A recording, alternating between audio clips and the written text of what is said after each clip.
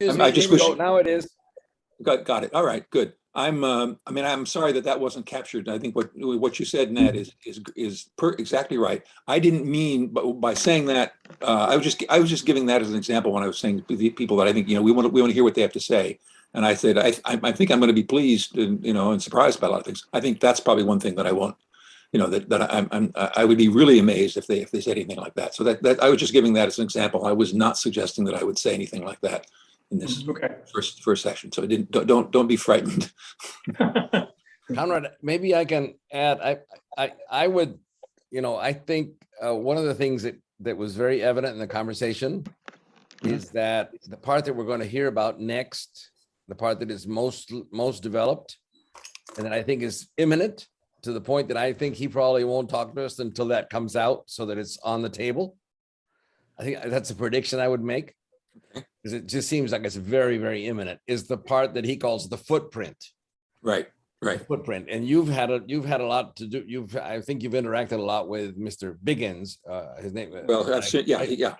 And so, but I didn't put in I couldn't remember the name when I wrote the summary, and then later I remembered that a lot of the buildings are going to have geothermal energy. They're going to be conditioned so their energy comes from the earth. Mm-hmm. Yeah, that's the supplement to that is going to be this sun farm behind. And I don't know if you corrected that. I miswrote it, Jim, and it should be the stadium. It's behind the stadium. Right. I wrote that wrong. That's okay. The two areas that are evolving, and they're working very hard on, is on the investment side. Their investment committee is very aware of the way Harvard is, of the Harvard statement, which I know you know very well, and the reactions. I think Bill McKibben wrote a reaction to it, and your friend Wen Stevenson also did. Right. So he also thought, he encouraged me to read it. He said he didn't say I think you'll be disappointed, but the tone in which he said it indicated that he thought it was a disappointing statement. And he thinks Exeter's going to do better. He thinks he's sure that we're going to do something a lot better, and that we won't have to do any more investment in these. I think they're called RECs, right? Like almost like renewable energy credits. Yeah. Mm-hmm. So he thinks. I get the impression that Harvard has been dragged forward into this. Some of their investments, I think, are less liquid, and that's part of the excuse for taking more time to unwind them.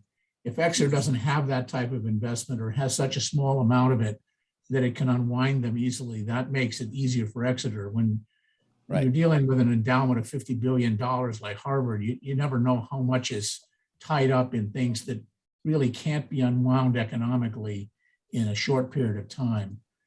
Right. There was almost a whole paragraph of his announcement letters sort of saying that there's some of the stuff that we can't readily do, but it's going to diminish gradually on its own. That's how I read it. That they've got some kind of a game plan to phase it out, but they don't feel it's economic to abruptly try to sell it, or if they can sell it. Some of these investments are in such a form that they can't really be sold easily. I don't know if I reported all this already, but I remember his saying that the short-term impact on income of just applying that across the board would be 1% of the endowment, which he measured at $16 million a year.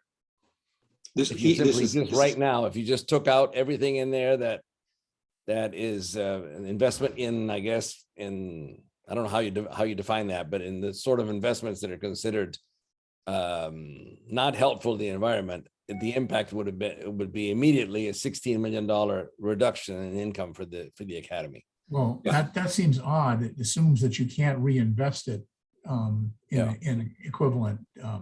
Well, I think that's what turns out is that if you take the money out of one thing and put it in another, most of the things that you can invest in nowadays are more fruitful than fossil fuels. I think it's important, and I think Exeter is doing some good things about using their capacities to do what they can with their facilities and their investments. And those are very good pedagogical ways to show the students what they think is important. So I think that's an important pedagogical aspect. Yeah. But what I was having trouble reading between the lines of Jonathan's summary is where we are on the actual educational aspect of this. Right. We've gotten, I think, kind of mixed messages on this. On the one hand, Principal Rawson is saying, yes, we want to do this kind of thing. Our guy, what's his name, Tingley or whatever his name is the lead on that. But when we talk to him, we're getting faculty isn't interested. We aren't going to do it. We can't do it this year. More inertia than seemed to be implied in Principal Rawson's comments. And so that would be an area that I would want to listen carefully to where they think they are on the pedagogy, the educational side for their students, the course, the discussions with students on that aspect of it, which was one of the things that we were most focused on in our earlier discussions. Yeah. Yes, maybe I can amplify on that a little bit, because he was very much aware that that was the area that interests us the most in our statement of purpose. And so his first comment was, we distinguish, we think of it in two levels. One has to do with familiarization with the key concepts, and the second one has to do with application and a deeper understanding and more special and integration with other disciplines.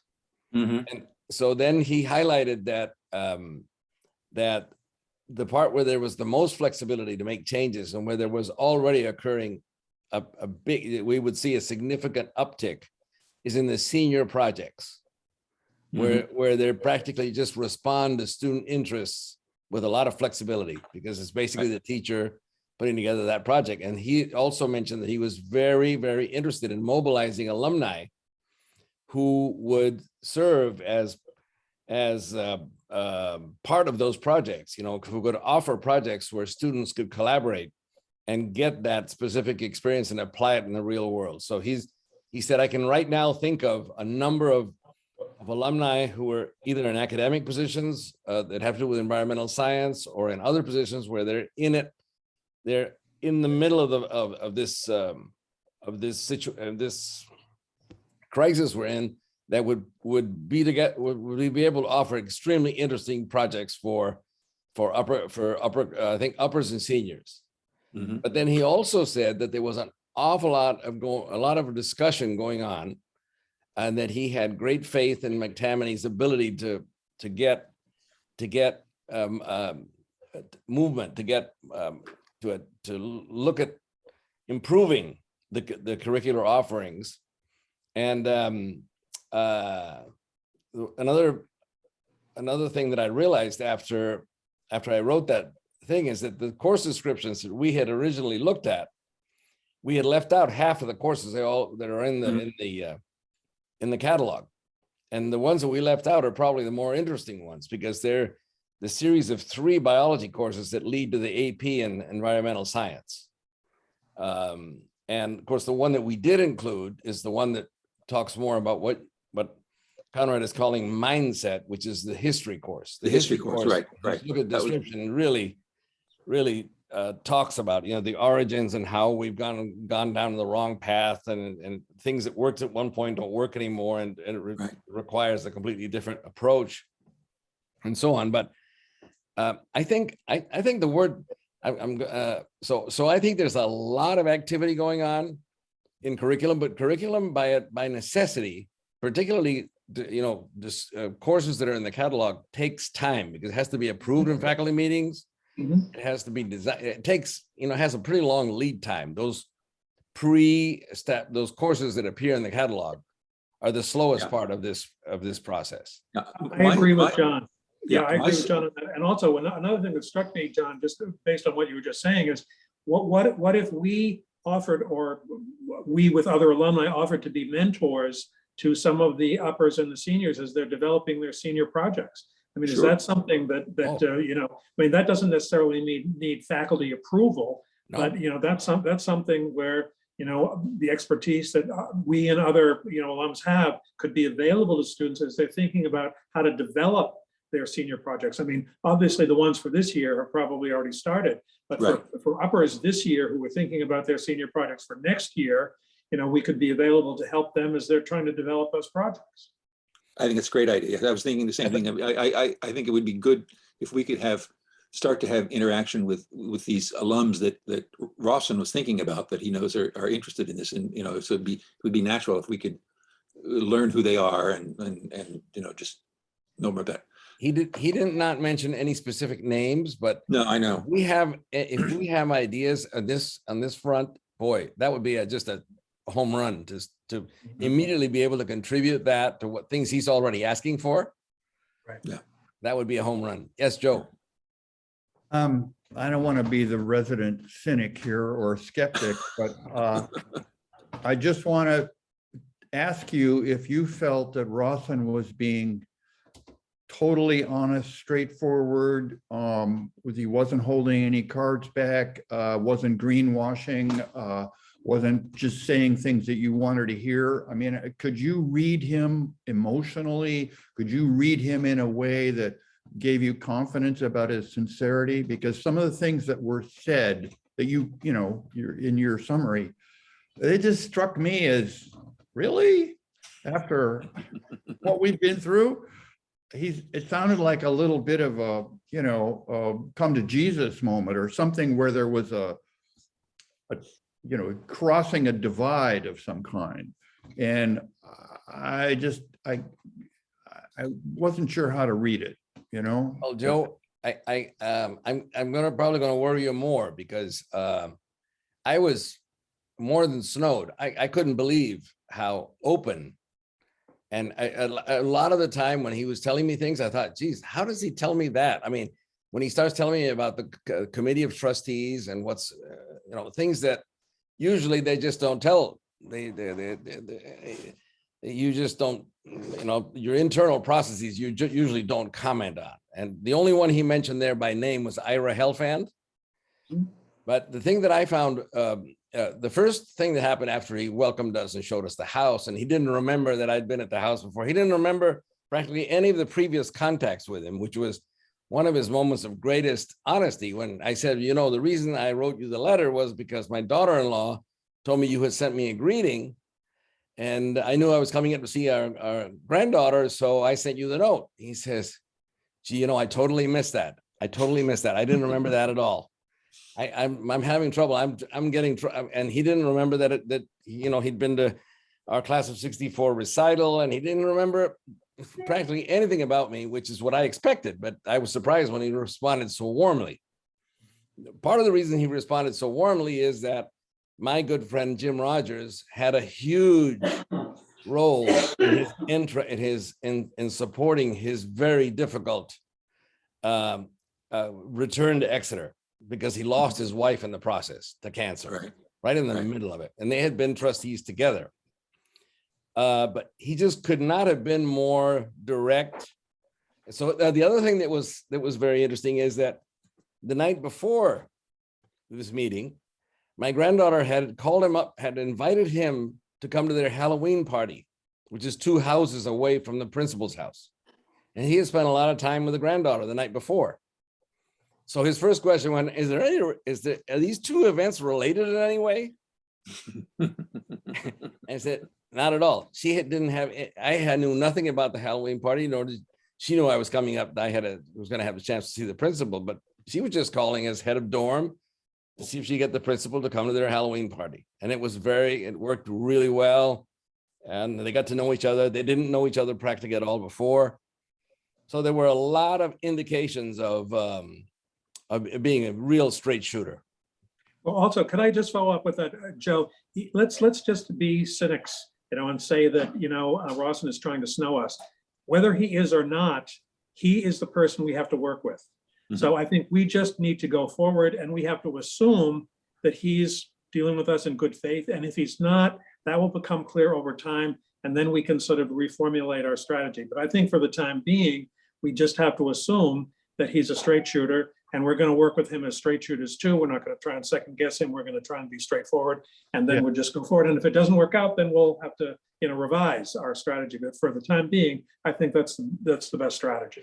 Yeah, yeah, no, I don't disagree. I just was contrasting what was John had reported with the ESPN clip that Conrad sent a year or two ago about him testifying in Congress. And, Right. and what Joseph said about the company that he worked for and their fossil fuel supports and so on. So it struck me as like it's like crossed over almost to the other side, and I didn't know how quickly somebody could do that. Well, But for your some point of is us, well taken. I would say that for some of us who have not focused on activity in this area, but more have been a passive observer of the facts, I think that the things that have occurred in the last 12 months to 2 years have really brought the environmental harm forward in a way that is different from what has happened before. I Right. think that people are beginning to see much more clearly that we are past the point of no return in many ways on these things. The melting of the ice caps is irreversible at this point. Yep. It's going to continue for a number of years, and it is going to have significant effects on the weather worldwide, as well as flooding. And even if we went to net zero today, it would still happen for a while. Yes. So, everybody, I think, has awakened much more. Many more people have awakened. I'm not saying everybody has awakened. There's still a lot of deniers out there. There's still a lot of people whose livelihoods depend on denying. And it's very easy to understand when your livelihood is dependent on denying why you would deny. And there's also people who deny because they don't like the people who say they shouldn't deny. Right. That's Very good point, John. They're denying because they don't like the people who want them to do something. Yeah. So you have those problems, and they're intractable. The only other red flag that went up for me was his idea that he wanted us to wait to contact other alumni until he could help us participate in that process. That was a red flag to me about wanting to control things. Controlling, right. That may be fine and that may be productive. It may be that working with him and alumni that he can put us in touch to is in fact a more productive way than a blunderbuss, sending something out to class presidents that we were thinking about doing. But it was the other red flag that I had when I was reading Jonathan's, I'm again wearing my cynical hat, but I agree with you, Nat. The best approach is to treat him as though we believe what he is saying. And Okay, listen, I'm going to make a little bit of a digression here, and I don't mean to be patting myself on the back when I do this, but I think it may be a little instructive. When I was working in the 1990s on the gay and lesbian, acceptance at Exeter, I decided, I went and talked to Principal O'Donnell. I went and talked to faculty members. I talked to students. I wrote a newsletter every 6 months that I sent out to people. I developed an email list of about 200 people in the Exeter community, students, faculty members, administrators, and so forth. And I just built this up on my own. I told people what I was doing, so I wasn't doing it underhandedly, or behind anyone's back, but I just did it on my own. We do not have to get Bill Rawson's permission to develop a mailing list of our own, to be in contact with alumni that we know are interested in this subject, and we can pick them up over time and put them on our mailing list. And we can, include Andrew McTammany, we can include Ira Helfand of the trustees, and we can just develop our own mailing list. Now, I'm not saying we should do this counter to what Bill Rawson is doing, but I should just, when we have our conversation with him and we listen politely to what he's telling us about what Exeter plans are, we say, well, we have some ideas too, and we want to work with people in the Exeter community too, and this is what we're thinking of doing. We hope you will agree that this is a good idea. We're not trying to impose ourselves. We're not trying to dictate what Exeter should do, but we want to generate some good energy on our own, and we can do that. We don't have to get anyone's permission to do that. Good. That's fine. That's fine. As I said, the two things that caused my flags to go up was the difference in messages we were getting from McTammany and Rawson on the education side, and this question of alumni participation. I think I get the impression that he's kind of wants to hold the reins a little bit of this on the horse. But, I think our enthusiasm is going to carry a certain amount of weight. And if it is true that there is a growing realization at Exeter that this is something that the students are going to think is important. Right. I mean, I'm thinking of the Greta Thunberg's, attitude like, you people aren't the ones who are going to be most affected. We are. That's right. Right. And you need to get out of the way if you're not going to help. I mean, I'm sure there is a student at Exeter who would stand out in the minds of all of the other students as the one who's kind of Greta-like more than any other ones. I mean, they must know somebody who is more, speaks up and has a position. So that would be interesting to know. I just wanted to clarify one other thing, and maybe Nat would be helpful in this. When you were talking about curriculum issues, my sense is that Exeter is very much a faculty-run school about things like curriculum. And so I think that if Rawson and the trustees wanted the faculty to do a course like what we were talking about, it wouldn't happen until the faculty wanted to do it. I think the faculty is really in charge of things like that. That's the sense I get. Is you're nodding your head, Nat? So you? Yes, I absolutely agree with that. Yeah, Absolutely. Yeah, And if we try and knock heads with anyone up there to say, okay, well, you got to listen to our ideas about developing this course, I think we're asking for trouble if we do that. Right. That's what we can offer ideas, what we say we think is important, and so forth and so on. We offer, our ideas, but dictating, no, that's not going to work. Yeah. Good. Hey, let's welcome Whit. I hope you didn't have to wait. I noticed I was the admitter. I may have been a little slow there, Whit. If I was, I apologize. Don't worry about it. It gave me a chance to send a text message, an important one to the sister of a friend who's in pretty rough shape, alcoholic, and trying to recover from two recent severe brain injuries, concussion. Yeesh. Anyway, thank you. I'll just say what has struck me by reading what some of these other schools are doing for climate programs. And what I see lacking there is any emphasis on the leadership, role, teaching. I know it's something that might be pretty hard to teach, but it's one thing to present students with a whole lot of information about what's going on and access to ways of finding more. But I think it's another perhaps subtle change or subtle approach to actually get into leadership skills. How you do that? No, I don't know, but it struck me when I read what some of those other schools are doing. Yeah. And I think I'll reiterate one of the other important dimension of leadership. The reason we wanted that in our statement of purpose and our name is that I think this is an opportunity for Exeter to demonstrate leadership among its peer schools. And I think they need to understand that that involves. That would I think ultimately be a decision of the principal and the trustees to sort of stick their necks out and offer to other schools, but that would certainly benefit the academy's reputation immensely if they did it right. Conrad, it's kind of discouraging when you say that they would have to stick their necks out. Well, it was like I think they would. I know, but just to even frame it that way suggests the gap between what their students are experiencing and their, let's see, I can't remember which one of you were talking about mindset. I think was it John or I brought it up too. Yeah. There's a huge generation gap between these two different mindsets. Yeah, I think we have to acknowledge that the institutional world that Exeter is part of, and all of the power structures of all the institutions in the developed world are not being bold.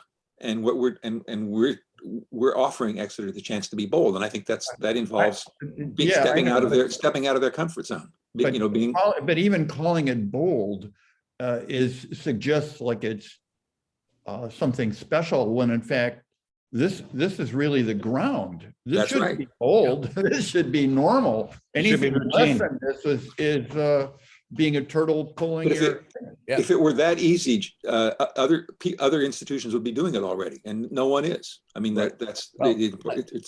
Let me make a couple of comments, because Rawson spoke specifically about this issue when he talked about leadership of the school.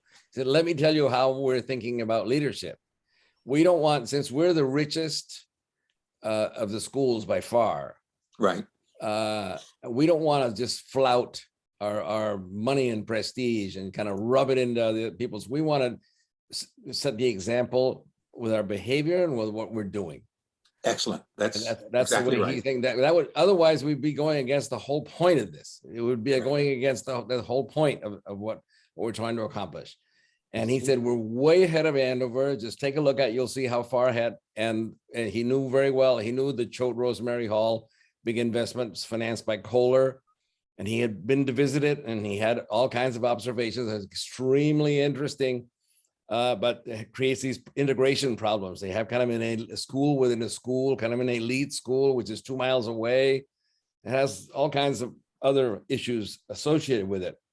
But then that's what he brought up, talking about curriculum, is when he talked how they thought they could use the school farm. I didn't even know we had a school farm till I heard that. He thought they could use that much more intensely in development of the curriculum, and that's part of the ideas that they're working in to expand the curriculum on these subjects. But I wanted to go back to John Whitlock's. You saw the red flag, and I think it's very well described as a red flag, because that was a direct answer to my question. And I said, we've been thinking about reaching out to other classes and seeing how we can make this a bigger group and so on like that. And he raised his hand and says, that wouldn't, at this point, that would not be helpful. At this point, right now, I'm trying to, it's a question of alignment. We got to get this thing going in the right direction and going with a certain momentum. Just let me get this thing going. And he was very direct about that. He didn't mince any words. He didn't do any sleight of hand, or, no, he was just very direct on that one. Well, John, I think we should ask, when we have our Zoom call with Bill Rawson, we should ask him to explain that in more detail, because we need to understand what it is that we need to back off on so that we can cooperate with him. Because I want to cooperate with Bill Rawson. I don't want to undermine him. On the other hand, I want to understand. Right. What is it that he's working on that means that we have to hang back for a while? Well, that's what, and it's a perfect opportunity, because the next sentence out of his mouth is, do you think it would be useful if we have a Zoom call with your group? Great. That was his direct response, was, let's have a Zoom call about this, because obviously. So maybe we can even get that clarified. Yeah. Do folks think that suggesting that maybe there be an alumni advisory council for a new program might be a good one to make to him? Do you mean independent of the GAA? I mean, there's the whole. Yes. Yeah. Okay. Yes. One focused on this issue and the potential for a curriculum change. That has not been mentioned that I know of, but when I didn't say that. I also said not only the other classes directly, but also through the General Alumni Association, represented on the trustees. And I said, because we know that 3 of them are on the trustees, and that's when he said, we've got a group of the trustees working on this, and they're getting this thing ready. They're going to get it approved by the rest of the trustees. It's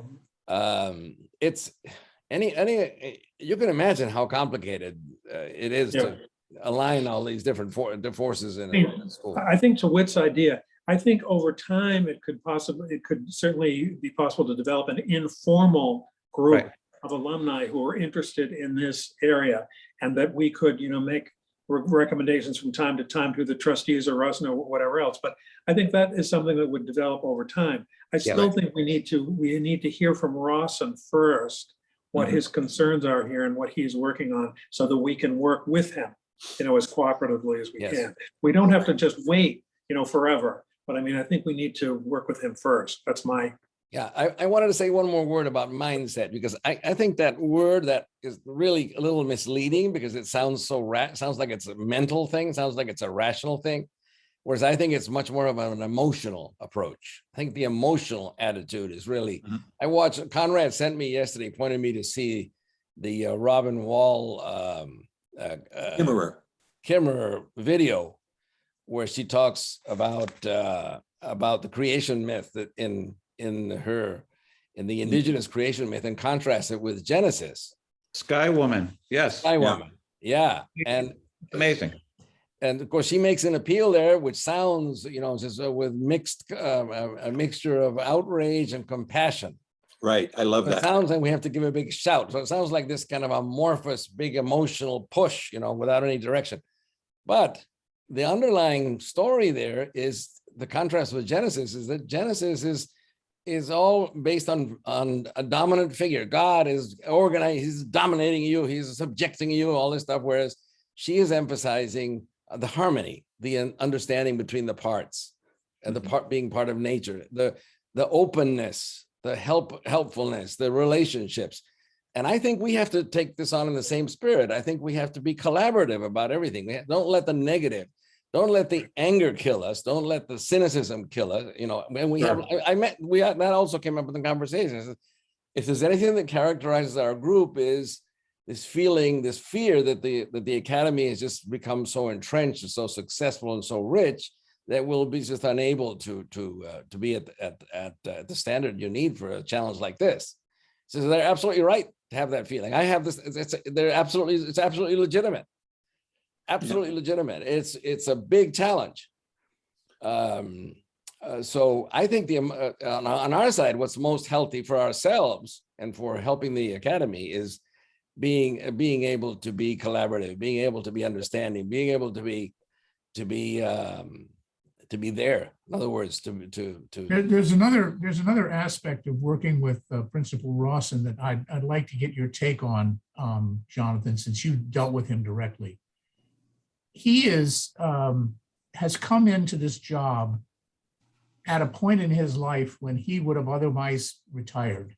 Yes.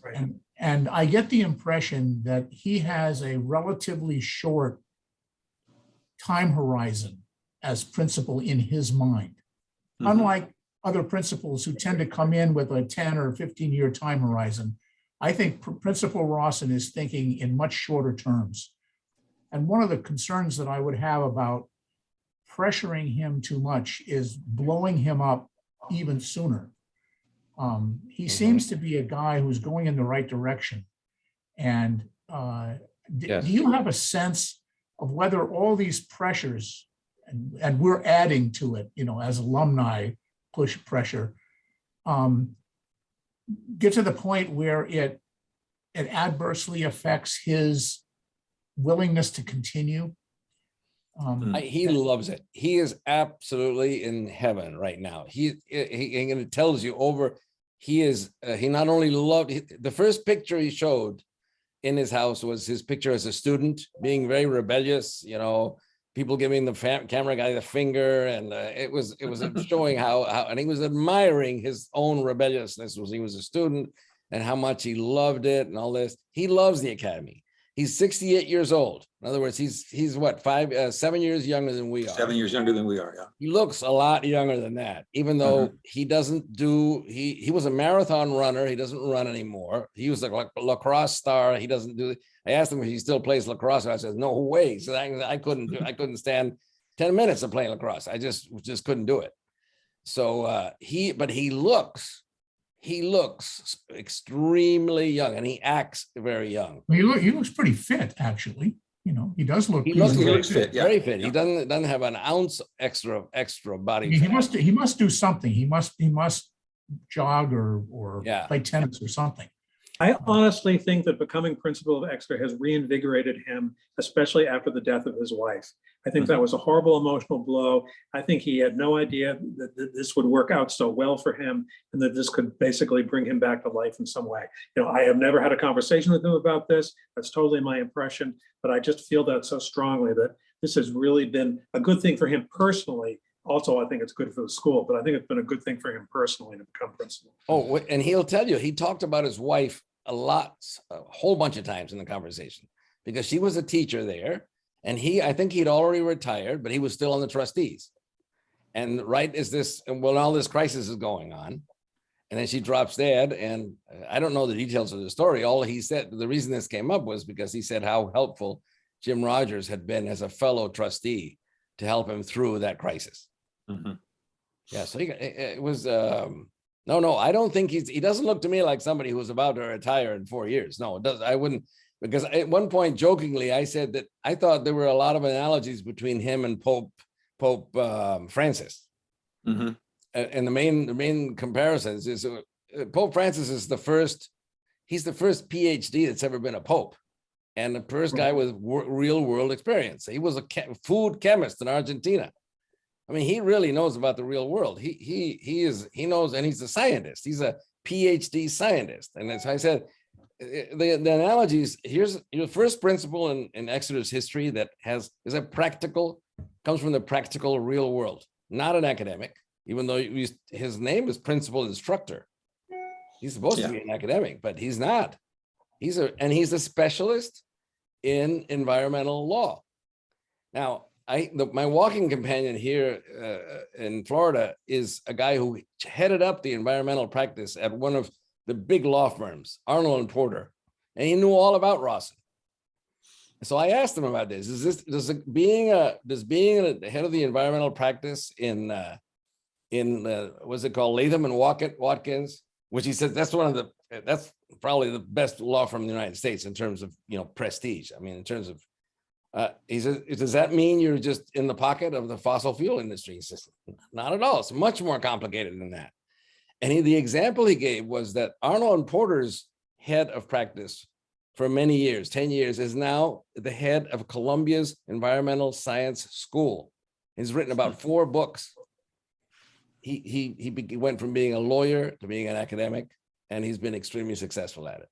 Yeah, Joe was very negative about the fact that Lawson was at Latham and Watkins. I mean, by definition, when you're at a firm like that, or my firm, and you represent and you do environmental work, you are probably representing the polluters.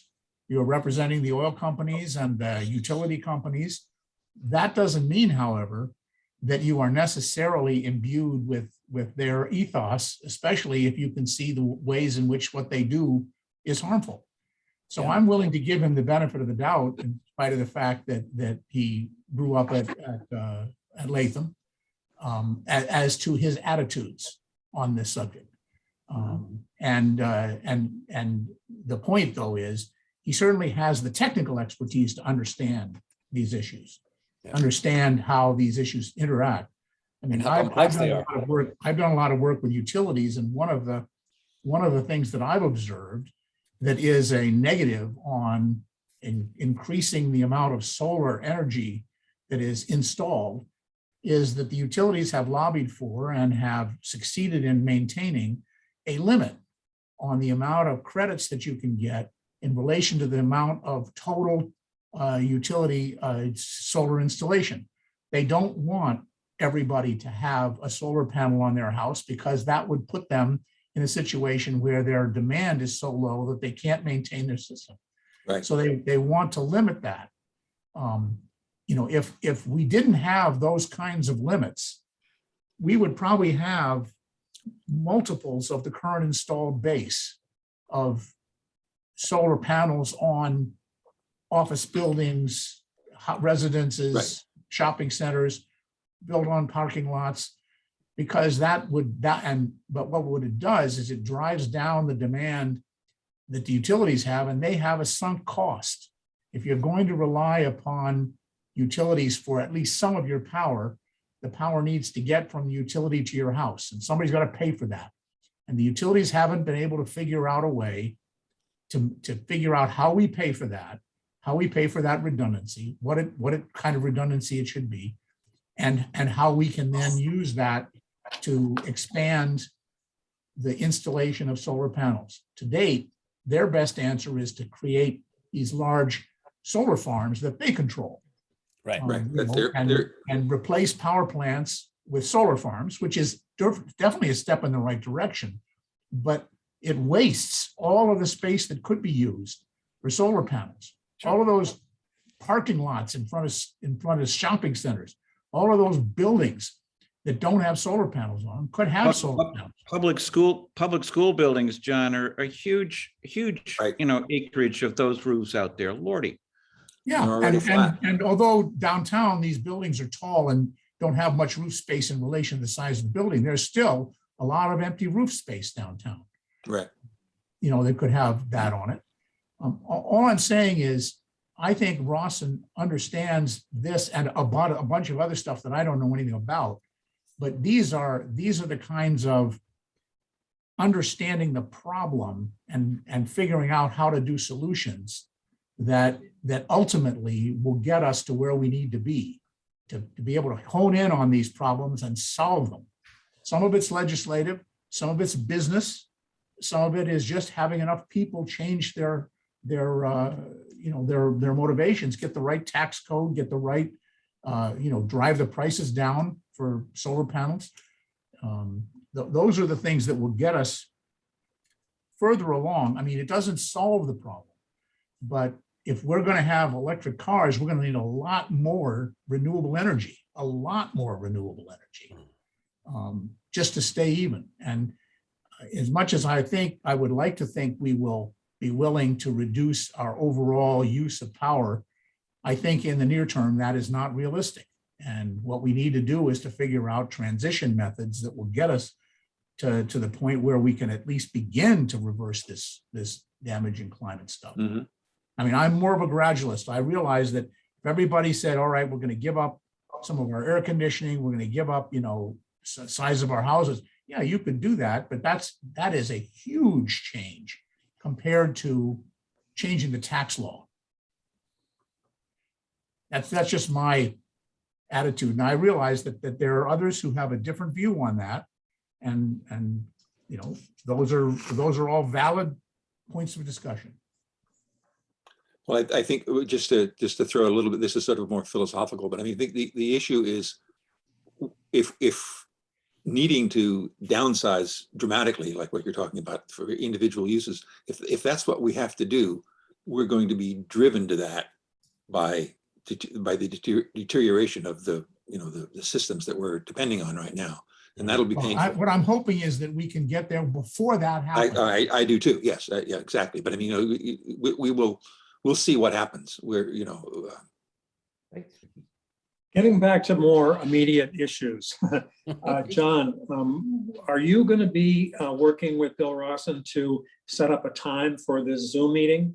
Is that how that's going to work at this point, or how is the Zoom meeting going to? The last thing that happened is the thank you note where I underlined that we were waiting for asked him to give us when he can meet with us and what under what how he wants to do that. Yeah. But I don't expect a quick answer on that because there's so much going on that I think he'll probably schedule it. If I were he, I would and things are so imminent, I would have the whole thing ready, all already public so that I don't have to start explaining something that I haven't taken to the trustees yet. Right. But do you think, I mean, if you had to guess, I realize you don't have perfect information here, but if you had to guess, is this going to happen before Christmas or after Christmas? I would say before Christmas. Oh, really? Wow. Oh, Okay. yeah. I was not prepared for that. Oh, I mean, I think it would be, do you think he would just come back and say, oh no, I'll talk to you in February? No, that would be kind of. So if there is some kind of public announcement from Exeter before Christmas, then we could realistically think that we could have a Zoom meeting with Rawson before Christmas. Possibly. That's certainly my expectation. Maybe I'm way off. Great. That's great. These are factual questions, ask him when we might talk. Yeah, well, that's, I can send you all a copy of the thank you note. I think I asked, I think I asked him precisely that. I don't remember right now. I might have it right here that I can send you while we're talking. You know, Well, I'm John, wondering if if he doesn't send really him have it. this letter, if you don't hear back from Rawson by Thanksgiving, certainly the week after Thanksgiving, you could write him a follow-up note and say, you know, we're still here, haven't heard Yep. from you, wondering, you know, what the schedule is, and please let us know when you can always follow up with people. You can always follow up. I'm imagining that he may not have an actual schedule in mind for when this is going to happen. I mean, he may want it to happen, but it may depend on some things that are out of his control. Sure. I don't know. You know, so, Absolutely, it might. Yep. so I'm reading what it says like this. I said, I have reported on our conversation to our Climate Action Leadership Group, CAL, mainly made up of class of 1964 alums, who are very grateful and impressed with our meeting and all the new information on the plans and process. They are particularly excited about your offer to meet with us on a Zoom call in the near future, and they want to offer to become involved and help with Exeter's efforts in whatever ways you think will be constructive. Please let us know when it suits you best. Right. okay, yeah, I mean, Right. can't be any more explicit than that. Yeah. Okay. Just as an aside, I don't know how many of you guys might have read the Pope's encyclical Laudato I have. Si a few years ago, but it blew me away. Yeah. Me too. It's one of my favorite. I give it away to people all the time. It's one of my favorite pieces of writing, and I'm constantly giving it away to people. That's great. That's great. Yeah. Like Conrad gives out his stuff. That's my favorite one to give out. That's a good one. Well, the thing I like best about the Pope is when he said, "Who am I to judge?" Right. That made me love the Pope immediately. Of course. For Yeah. sure. Yeah. Carl, you haven't said anything today. What do you think about all this? Well, I'm listening and learning. I have thoughts about what we can do as alumni that I think, the timing is not right now. I think what's been said is right. We find out what Rawson has in mind and what's going on there. And if that seems to be going nowhere, then I think, why, as alumni, can't we do something like a boosters club, and provide money for the environmental clubs or something that would really flush him out to see, if he is truly interested in alumni involvement, or, he wants us just to go away. Yeah. I hope he doesn't want us just to go away. I don't We'll think see, so. but I hope that's not the case. Yeah. I mean, one idea I had too during our conversation just now is, but why doesn't Exeter invite Greta Thunberg to come and spend a few days at the school? I mean, she could jazz up some interest in becoming leaders too. I mean, she's the same age or maybe even younger than some of the current students. I think Well, that might be she'd have to sail over. Yeah, from, she only So travels by boat. we buy her a rowboat. We sail her over. I mean, what the hell? Why not? I mean, no, seriously. Seriously. I know, of course. Invite her for a week at Exeter, to meet with the students there. You don't think that would create a lot of excitement? That would be Oh, fantastic. it'd be fabulous. yeah, Yeah, that'd be great if that happened. yeah. And that would be to Exeter's benefit too. I mean, I think if they We could pull that off. suggest this. We Yeah. could throw this out when we have a Zoom meeting with Rawson and see what he says. If he starts laughing, we'll say, well, we could help raise some money to bring her over. What the hell? Why not? I mean, I think that's a good idea. Sure. One of the ideas that Conrad had, I thought was pretty good, together with what you was talking about, giving him some idea who we are. I thought it was also useful to maybe, Conrad thought we should make him aware of the readings that have been most influential on the way we think. And these are the things that have motivated us most, because I felt terrible that I didn't remember when I was talking to him how influential our discussion of power had been. Okay. And Well, when you send the, Yeah, Well, John, John, I thought you. when you send a letter to Rawson with the, paragraph from each of us, right? Conrad could include a bibliography of a maximum of 6 books. I mean, let's keep it short. Yeah. Well, no, but I mean, it's a place to start. I know. But so Rawson gets, a letter. here are the bios of the people who want to have a Zoom call with you. Here are the books we find most important. He's got it all in one place. Yeah. I thought, John, didn't you mention that he said something about wanting to hear things that influence? Oh, he said he very much appreciated, he called it thought leadership. Thought leadership. Good. I'm always looking at the alumni for thought leadership, and I welcome it. And he thanked me 100 times. He said, I can't thank you enough for reaching out for this meeting. And so it's been extremely important. I mean, as Joe was saying, it was almost unbelievable. I mean, he was putting on a con act. He did a really good job. Yeah. Well, I think that sounds like he's pretty open to receiving things like that. And he actually mentioned a book when we talked about Bill McKibben, because I mentioned that a lot of us have a Harvard background. So he said, do you think there's a direct connection with Bill McKibben? I said, I have no idea. I didn't know that Bill McKibben was, at that point, I thought he was referring to Bill McKibben as a professor. He's not a professor at Harvard. He's a professor someplace else. Middlebury. He's not really even a professor. He's just sort of But he He's a scholar graduated in from Harvard, residence. I think maybe like 10 years before us, or maybe 15 years before us. But so he said, the guy, are you familiar with, and this Canadian author and book that had growth in the title? I haven't been able to remember. I asked him in the thank you note, please remind me what the book was you recommended, because I just completely forgot about it. I can't remember it. He'll get back to you. Yeah. I think. I think that would be useful, just kind of a little outline of the things that have been most influential in the way a lot of us think. Mhm.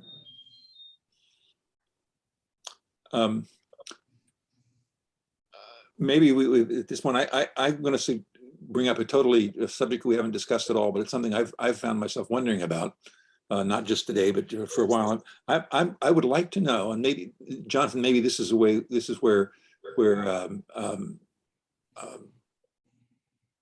Jim Rogers could be helpful. I'm wondering if there are people, if there are trustees and faculty members, but are there any people at Exeter who are concerned about how the climate crisis is? Do they feel a sense of threat about what this means for the future of Exeter? Do they really understand? I'm just wondering if that comes into their consciousness, and if it's a part of their discussion at all. And I think Jim may very well know that if they've had discussions with that topic on the trustees, I would think they would. It seems to me that they would need to understand that that's that if they're taking the long view, if they're thinking 20 or 30 years ahead, they've got to be wondering if how much the future is going to be like what the past has been. I mean, so anyway, I would like to know. You just look at the bios and how much at least 8 or 9 of the 22 trustees, that's all they do is community work and things that have to do with nuclear warfare, world issues. Right. Ira Health Fund. Social equality. Health Fund, yes. Health Fund is very much from the medical perspective. Right, he's a doctor, yeah. Health, but of course, health encompasses everything, emotional, all kinds of health. But wait a minute, our Health Fund also got the Nobel Peace Prize for his work trying to, curtail the use of nuclear weapons. I mean, so he's got the big picture in mind. Yes, he does. Yes, he mentions in his presentations, he always relates the nuclear threat together with the climate change threat. Yes, he does. Yeah. He always puts them the two together. They are, just as E.O. Wilson, they're two biggest threats where humanity can destroy itself. Yeah. I mean, I think also in our conversation with Rawson, we say we know Ira Health Fund, is a big deal here. We would like to have a meeting with Ira Health Fund, a Zoom meeting with Ira Health Fund. I mean, I think that's absolutely within bounds, for us to bring that up too. And I think Ira Health Fund would meet with us. I don't think there's any question that he would meet with us, and he might like to know that there are other people who want to work with him, to help. Right. Good. Yeah. The one idea that we've talked about today, which I think we should really work on, is this one of coming up with the projects for students. If any of you have concrete ideas on that or connections that would lead to that. That would be the magic thread. I think that would Well, be, especially if we had one which we could discuss in detail during our Zoom call with Bill Yeah. Rawson, yeah, as an example. Say, here's an example of a project that a student could work on. We'd like to tell you in 5 minutes about this and see if you think that this would be a good opportunity for a mentor alumnus to work with a current student. So do you guys want something that's totally off the wall that I proposed to a high school student about 8 years ago? It's really Sure. simple. It may be too simple for what you're thinking about, but it's very simple. I was watching, this is a long time ago, a web presentation by the head of sustainability for Procter & Gamble. mhm, And they did a survey of all their products through their entire life cycle, from sourcing it to storing it to manufacturing it to just consuming it or selling it to waste product, the whole thing. And they were trying to figure out what was the negative or what were the worst impacts of any of their products. And so they had this really interesting three-dimensional graph, with Excel, you can do amazing things. And so they had this grid of all the products and all the life cycles, and it looked like a little mini city or something, or perhaps a medieval town, because there was one column that went way up. It was like 10 or 20 times higher than all the others. All the others are kind of low. There's this one. Turned out to be hot water that those who wash clothes were typically using in order to wash clothes. And they said, gee, we could have a really big impact if we could just get people to use cold water. sure. And they found that, the vast majority of people who do the laundry are women, and the typical, and we're talking in a developed nation like the US, and they use hot water because their mothers used hot water. And nobody felt that you got the clothes to be clean if you use cold water. So these guys said they spent, I'm thinking, if I'm remembering right, $100 million to develop a cold water tide in order to, try to promote this idea. And they were having trouble getting it going. Well, so here's my idea. I was going to have this student go out to wherever, anywhere from Walmart to Amazon to, your local store, and buy a whole bunch of t-shirts, like 10 white t-shirts, 10 blue, solid blue, green, yellow, whatever, and set one set of them aside in a drawer. And then another set would be washed in exclusively cold water, and another set would be washed in exclusively hot water. And that they would also, have a certain grime component that everybody got addressed to. And then what do these things look like after 50 washings or 100 washings?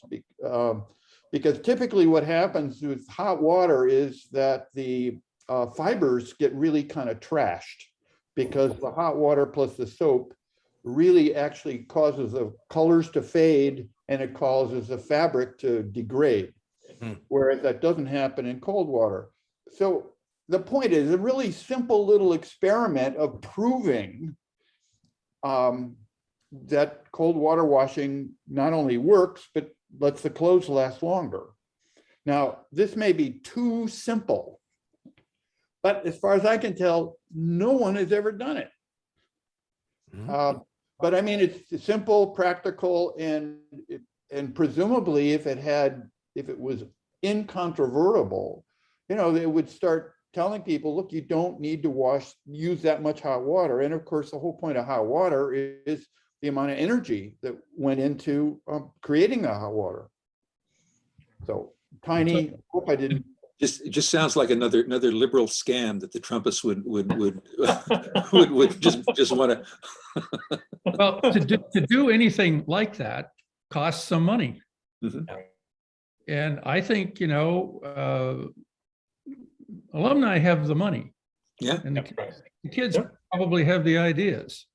And somehow we should make some money available to them, not so that they can go off and spend it just anyway. They have to get maybe pre-approval from a alumni board or something.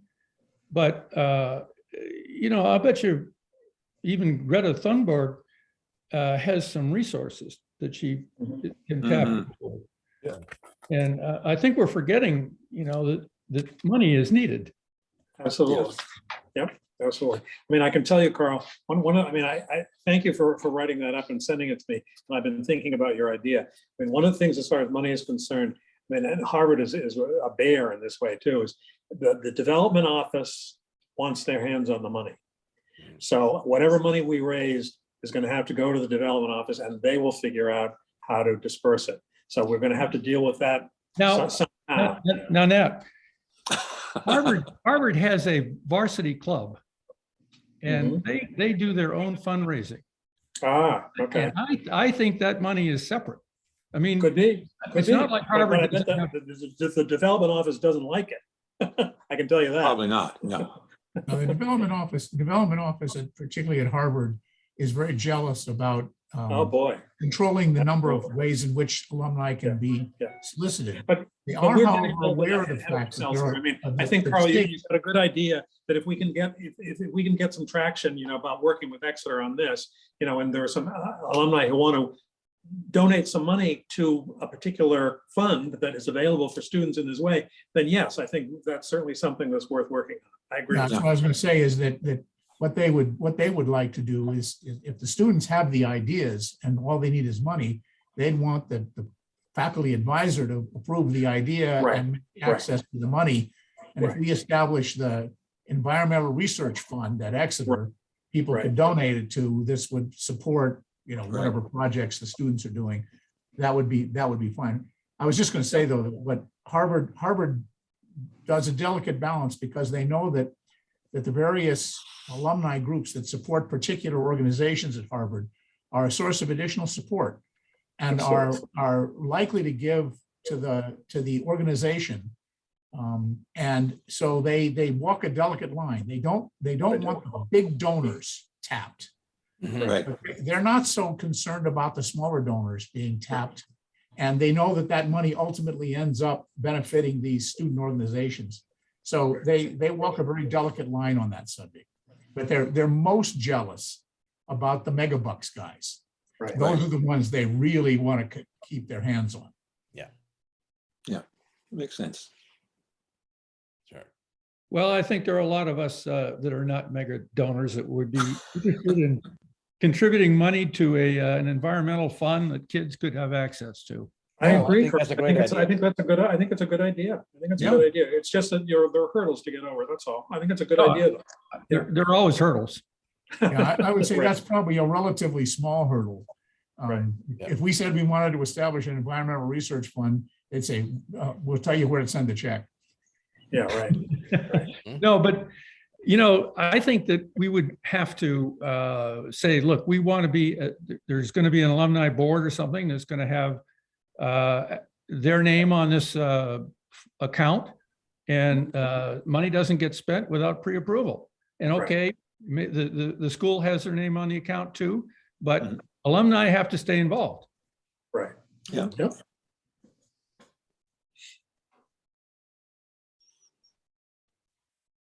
I like it. Yeah, we actually brought this up, and Nat and I brought that up in our call with the alumni office of the day. After we talked about the visit with Ross, and we mentioned, we said, this is happening. The principal actually talked about money. He said he was going to need money for these investments at the academy and for the student project. So please start thinking about that, because we're looking for ideas. So This is actually a already Zoom on the call. table. This is a Zoom call that John and I had, was it yesterday or the day before yesterday? I can't remember. In any case, to do fundraising just within the class of 1964.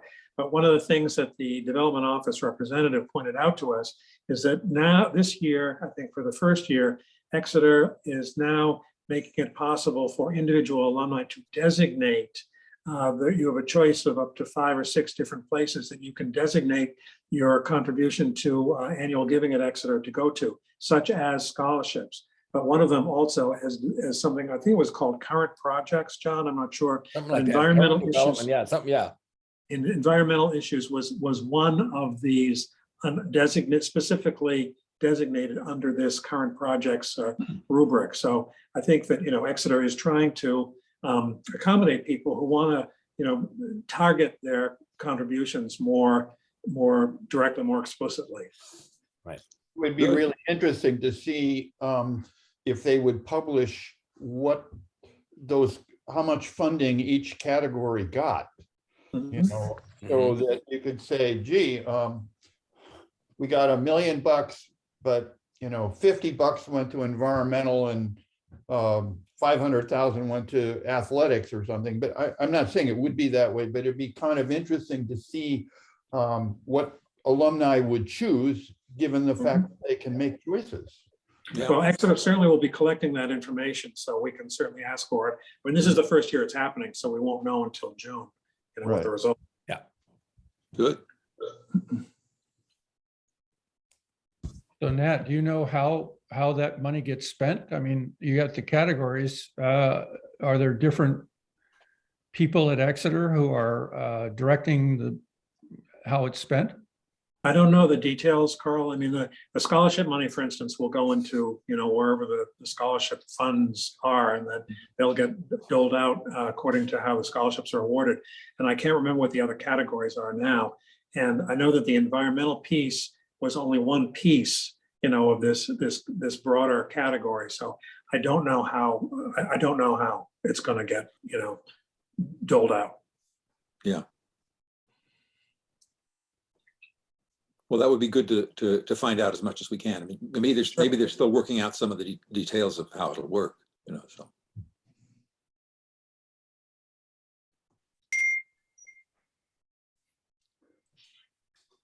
Well, team, I'm going to need to hop off. I don't know. I was gonna say, have we done everything we wanted to do today?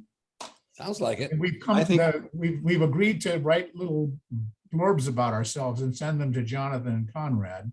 Right. We've agreed that Jonathan or Conrad are going to collect some lists of readings that might go with the blurbs. Sure, just send that along in the same thing, sure. You could do that. So is there anything else, and basically we're waiting to hear from Principal Rawson in relation to Jonathan's request. Exactly. Right. That's it. Yep. Okay. Well, many thanks to John and many thanks to Conrad for organizing this effort. I mean, you really have done terrific work, and the meeting with Rawson, John, I mean, 5 gold stars. I mean, that's just Right. terrific. Yes. Really terrific. Right. Very, very encouraging. Great. Great. Good job. Here comes Dwayne appearing. Oh, my goodness. Well, Just tell him he just missed the meeting. You can watch the recording. We can send them the recording, right? yeah, we'll see, but we want to say hi to him anyway. Yeah. There you Joe. are. You were just about to close the meeting down, Joe. You just arrived in time. Okay, what's the conclusion? I'm really sorry. I didn't pay attention. I thought it was 4 o'clock, so I really apologize. Oh, Oh, geez. Well, look, now that Joe Dwayne has arrived, let me show you what came in the mail today from Joe Dwayne. You can't really see what it is, but it is the Phillips Exeter Academy Bulletin commencement issue of June 1964. Okay, wow. The collector's one.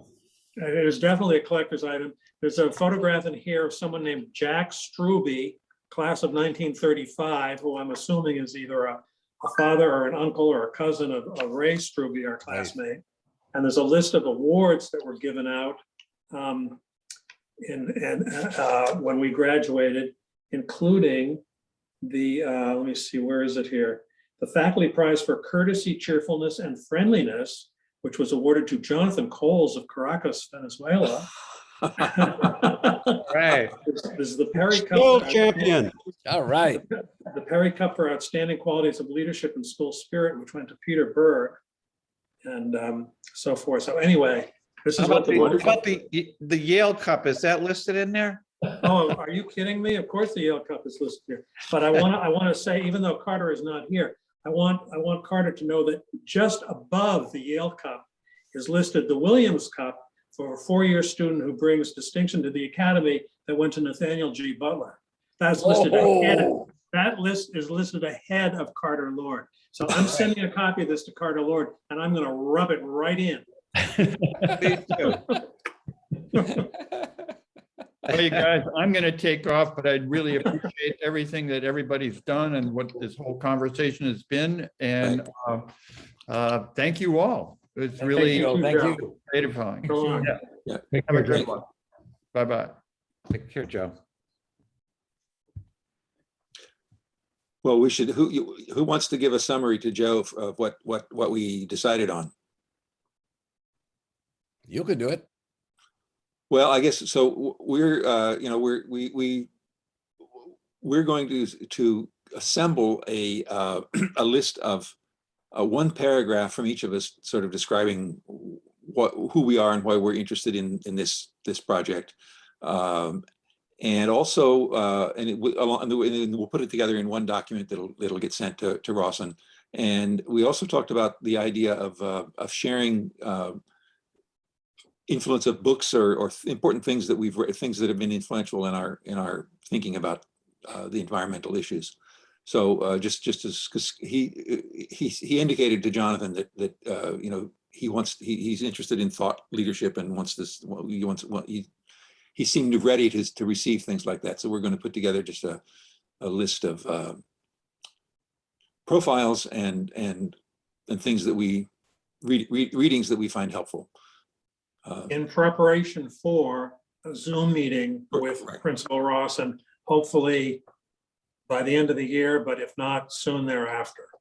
Yeah, Jonathan thinks that he's ready to. He's waiting to make an announcement about something that they're working on, and Jonathan had the sense that that announcement is going to come very soon, and then he would be ready to have a Zoom meeting with us. So we're hoping for probably not before Thanksgiving, but before Christmas. Yep. So what's the announcement, Jonathan? We don't know. It would be the approval by the trustees of their climate change strategy. Right. Yeah. Great. Cindy, back to environmental history and possible books to put on the list. There's, of course, a San County Almanac. And then recently, I'd say in the last 4 years, there was a wonderful video documentary put together called Green Fire, which was about Aldo Leopold, about his history and how he got into what he eventually did. It's really powerful. Okay. Yep. Well, be sure you just note everybody collectively, and we'll have to distill it down to just we'll decide what the probably should be a dozen things at most, or maybe even less than that. We'll see. But we'll. What's the point of listing books? Is that to recommend these to faculty or students or other people, or is it just to give an idea of where we are coming from? I think it's primarily the latter, but I think he's interested in we'll see what he does with it, and once we have a list that we've made for one purpose, it can be used for another purpose too. Mm-hmm. So. Yeah, because in the conversation, it came up when it came up that a lot of us had gone to Harvard. He asked about what McKibben's possible, whether McKibben was somehow a big influence, and I said I don't know. I didn't realize there was a strong connection between McKibben and Harvard, so I was not a good guy to answer that one. And I don't really know much about McKibben myself, so. But then he mentioned somebody else, and he said, "This is what you should be." And of course, I didn't remember what it was, so I'm asking him to send us what it was, the book he recommended as a very, very good, what he thought was an extremely useful book to think about all of this. So So that's by- what by- led to thinking about this. And then some of the things Conrad has been sending out, I found so interesting to read. A lot of them that I just didn't know anything about. I found them extremely interesting. Yeah, I shared with him some excerpts from Robin Wall Kimmerer's Braiding Sweetgrass as I think a good, very good example of a different way of thinking. And we'll see. There's plenty of great material to Right. be inspirational. So. So what I was interested in John's summary of the meeting was the explanation of the one course on climate change, which sounded like a very good course. It sounded like actually the very first part of the course that we had put in our statement of purpose. Mhm. And then his general notion that you need a base and then you need more in-depth courses, and certainly leading to the 999 individual projects and everything. It's exactly what we've been talking about. Yep. But I think you mentioned, John, that there was like 5 courses altogether, or there was 15 clubs or something like. So I'd like to learn, what is going on at Exeter, and in that kind of detail. This is what we asked Andrew for, several weeks ago. And the last thing we heard from him, the second last thing we heard, was he was preparing to explain to us these various syllabi. But we haven't heard anything. So I'd be very, very interested in seeing if there are more courses like that one. Go ahead. Yes. I commented earlier, then I discovered 3 that I had totally missed. Uh-huh. And 2 of them I found one of them is called not even biology, it's called integrated studies. Yeah. And the description is really, really compelling. It's very, very interesting. So, but I asked the alumni office, and they volunteered to get me the reading lists for all the 6 courses. But he said that in the curriculum right now, there are at least 5 where climate change is the center subject, is the central subject. Right. And at least 15 more where it is a very strong component of the course content. Yeah. Now, So I'd those, like to see all the detail on that, and if we can get it from them, or if you can tell us how you get to it, or how we can get to it, whatever works. first, I will, as soon as I get the reading lists that they promised to send me, Mhm. I will share them with everybody, because I'm really interested. Particularly the history course is the one that I find Right. I find the readings there. I'm sure we're going to be very, very interesting. We may know all about them already, but we'll see. Yep. I'm interested in the future. Yeah. In the future, yeah, of course, the history course has a very strong, the Yeah. things that have worked in the past don't work anymore, and so we have to think about what's going to work in the future. And so there's a lot of imagining of that stuff. I absolutely agree with you. Yeah, completely. yeah. Yeah. So By the way, I'm one doing thing- that and so on. Have not been able to. We'll find some way to.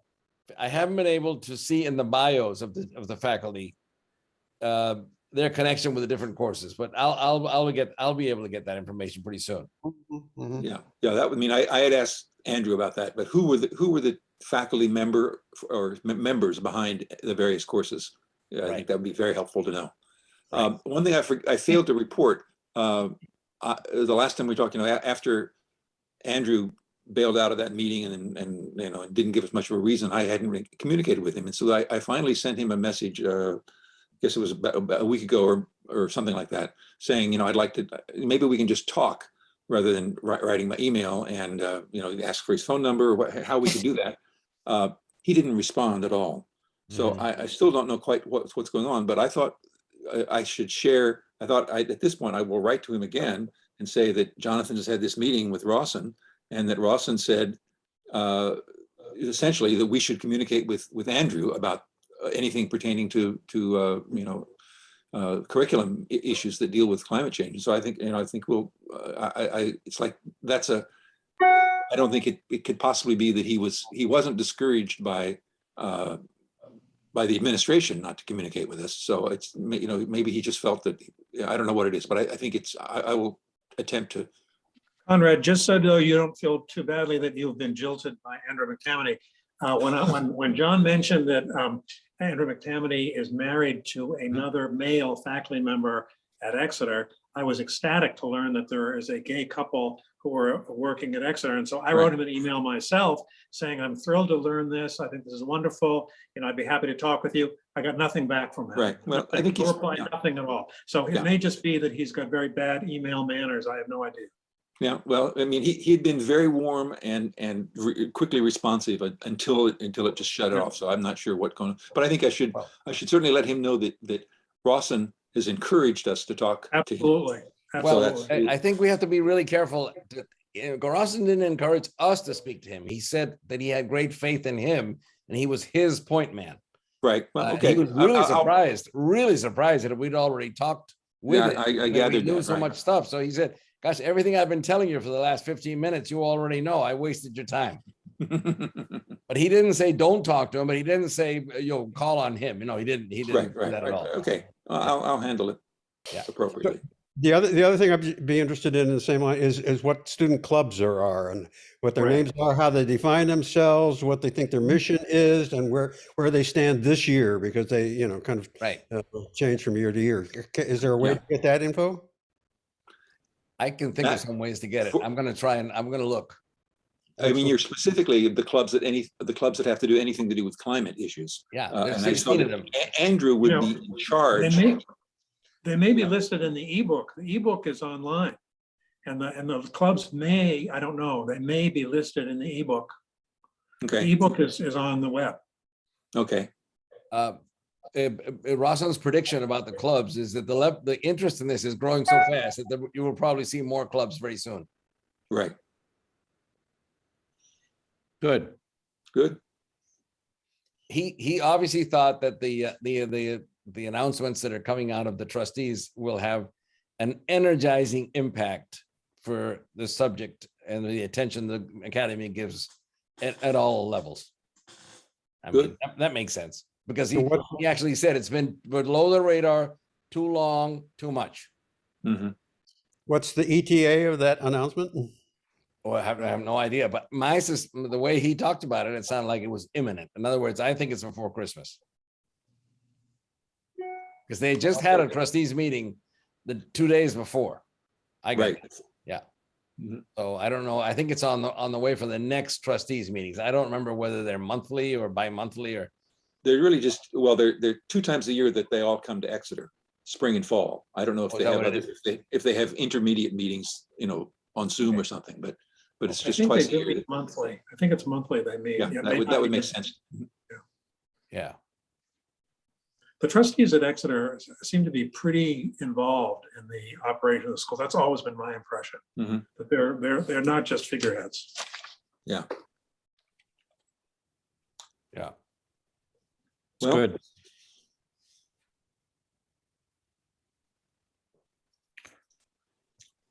So speaking of influential readings, I think I mentioned at the beginning that I guess certainly Dwayne wasn't on the call yet, but I just found something on resilience.org today, a long piece with references from lots of other people, a lot of quotes from various important people about issues relating to that I'm going to share with all of you. I think you'll find it very, very interesting. It's pretty meaty.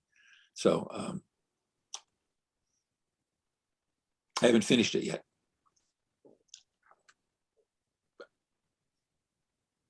Yeah, send a link around. I will. Yeah. Sure. Maybe I can find there's something. So he talks a lot to so anybody know Joshua Farley? He's an economist at the University of Vermont. I've met him. I think he's pretty influential. So he says, I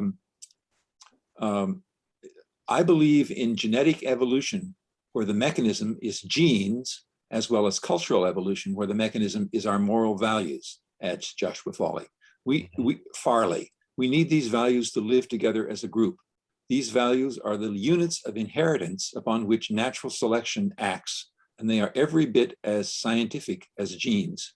We're still obsessed in science with providing better numbers. No, we need to develop better ethical values that are compatible with society and its current scale. When I ask my students to distinguish between a good person and an evil person, they usually reply that an evil person puts the individual ahead of the group, and a good person puts the group ahead of the individual. If we want to be a good species, we have to put the overall planet ahead of humans. From an economist. Yep. He's a pretty remarkable guy. He was at Harvard for a workshop, multi-day workshop over a weekend a few years ago that I attended. That's the common denominator, isn't it? Mhm. And that's where our indigenous peoples all over the world, they know Exactly, that. exactly. I mean, that's just fundamental. So this is why, They live that way. yeah. So, you know, and the talk that I shared with Jonathan last night that Robin Wall Kimmerer gave, the title of the talk was, "What is the Earth asking of us?" Mhm. So, Yeah, and Joe sent out a reference to that also. yeah. Is that talk is available, is it? Yeah, it's a Oh, yeah, video. YouTube. I'll send it to you. It's Don't miss it. It's just outstanding. It's really Wonderful. outstanding. I'm partway through her Braiding Sweetwater book. Sweetgrass, Which is fabulous. Yes. Sweetgrass, thank you. Sweetgrass, Braiding Sweetgrass, yeah. Yeah, it's just, I sent John, yeah, it's that's a book that I'm going to recommend. I mean, we have learned from Andrew that students read some excerpts from Braiding Sweetgrass already at Exeter. They're Oh, is using that that. right? Yeah. I did not know that. I did not He know said that. So I don't know what it is, but I'm sure that, I mean, he volunteered that in my first meeting, I think, with him. Wow. So that's good news. It is. Yeah. So I don't have any more. I mean, I'm not trying to get rid of you. I love spending time with you. So. Well, I'm going to take off. And I guess we're going to see some of you. We may Always good to see. get together with You you, guys. Paul, and thank you Take care. again, John Good and talking Conrad, to for you. all the work that you've done. I look forward to the Zoom call with Bill Ross.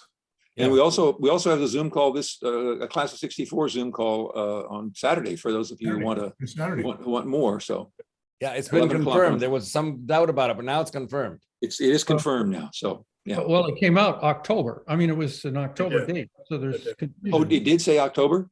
Yeah, It got Oh, screwed up. maybe it's been shifted off. Oh, no, I mean, it's October a month ago. yeah. That's No, wrong. that obviously was a mistake. No, they were very embarrassed up there. They said they're going to be sending out Oh, another. yes, I saw October. Yeah. Okay.